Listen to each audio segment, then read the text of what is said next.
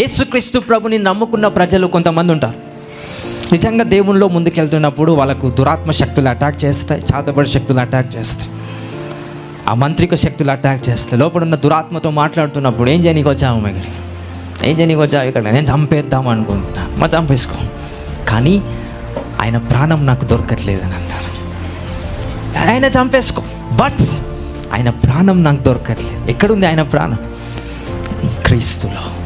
That's an eternity power.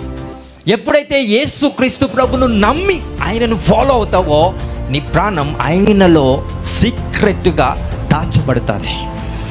అప్పుడు ఏ దురాత్మ శక్తులు మిమ్మల్ని అటాక్ చేయవు అని అనట్లే, అటాక్ చేస్తాయి, కానీ నీ ప్రాణాన్ని ముట్టవంట.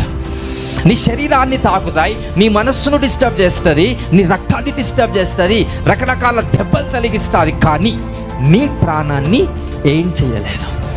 నీ ప్రాణం ఎవరిలో దాచబడి ఉంది? దైవంలో.